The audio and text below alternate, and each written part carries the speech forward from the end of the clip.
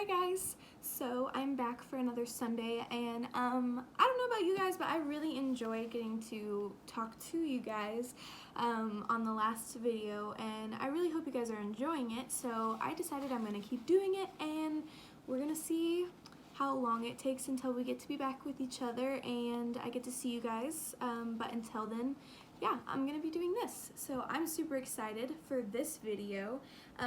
So we're gonna do another little activity, kind of like last week's video, but hopefully this one won't be as long. But I was okay with it being long last week just because it was so awesome. But today we're going to talk about the armor of God. So I'm pretty sure that every single one of you knows the armor of God, and if I was there to ask you guys what it was, you could probably recite every single thing back to me. I grew up learning about the armor of God and collected like almost baseball cards from my class, and it was awesome. Each little picture, so like the shield had a picture, of a shield on it, and had like a verse that went with it and kind of talked about it on the back, and we would collect those in our Bible class. So I've definitely grown up just learning about the full armor of God and how we need to put it into our lives. And so since I thought that was very important and I really like this activity, we're going to talk about it this week. So I'm going to start off by reading a verse. Ephesians 6:11 says, "Put on the full armor of God so that you can take your stand against the devil's schemes." So like I said, I've grown up learning about it and learning about how we need to put it in our lives and put on the full armor of God to defeat the devil. Now, obviously, it's not actually armor. It's just kind of a metaphor, but it's still something that has a lot of meaning, and I think we need to think about a lot more than we probably do. So for this activity, to kind of teach you guys how important the full armor of God is, I'm going to be taking 2 jars full of water, and then I'm going to take 2 cuties, okay? So we have one that is peeled and one that isn't peeled. So we're going to go ahead and get started with the activity. So what I'm going to do first is take this cutie that isn't peeled. So this cutie represents us without the full armor of God on. Okay, since it's peeled, it doesn't have the armor on. And we're just going to kind of plop it down into the water. Okay, so that's sunk down to the bottom of the jar, okay? It looks really huge in that jar. Okay, so we're just gonna let that guy chill there. And we're gonna take this one, which is us with the armor of God on. Okay, and just plop that one. So if you see, this one floated. And even if I try pushing it down, it comes back up. So I really like that aspect of it. Just, it's like you're getting pushed down, the devil's pushing you down, and he's sending people in your life to push you down, but with God's full armor on, you still come back up. And without the armor, you get pushed down and you stay down. So that was just a super quick but cute little activity, and actually I think I might eat this cutie over here in a few minutes.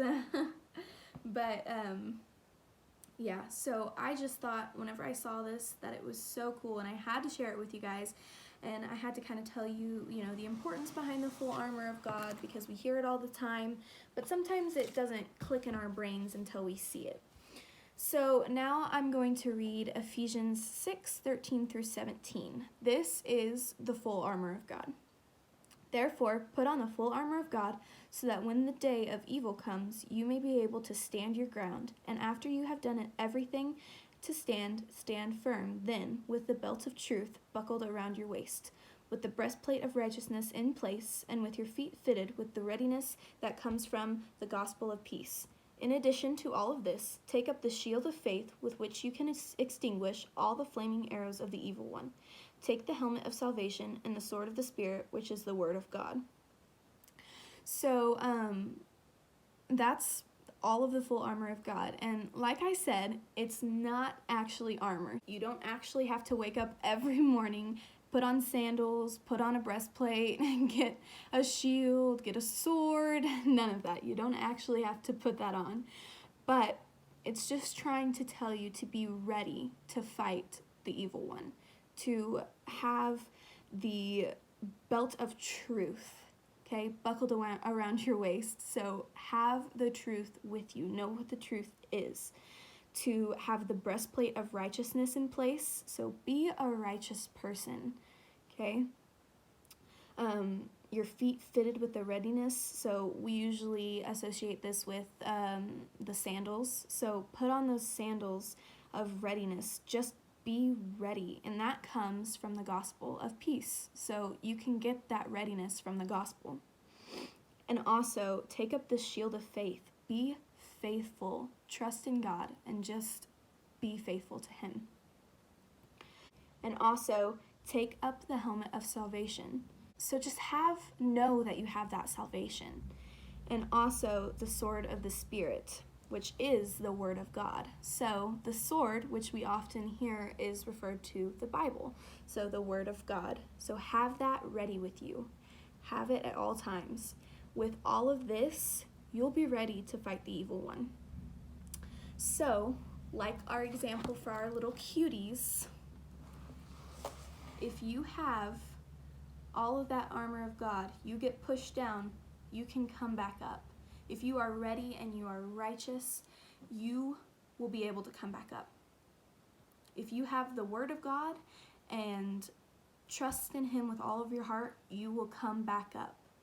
But if you don't have any of that, then when you get pushed down, you won't come back up. Well, he turned a little bit, but you won't come back up. So I just think it's so important for everyone to understand how important the armor of God is, and that while it may not be actual armor, we're still using all of these things that God has called us to use and given us to use against the devil and anyone that he sends to try to stop us from getting closer to God. So with those two verses, I'll just tell you the verses again in case you want to save them or want to reread them again. So it's Ephesians 6:11 and then Ephesians 6:13 through 17. So like I said, this video was definitely a lot shorter than last week's video, but I feel like it definitely got the message across, and I hope you guys understand the importance of the armor of God and how it can help you in life and how it will help you to stay up even when you get pushed down. Okay, now I'm really gonna eat this cutie, so I'll see you guys later. Bye.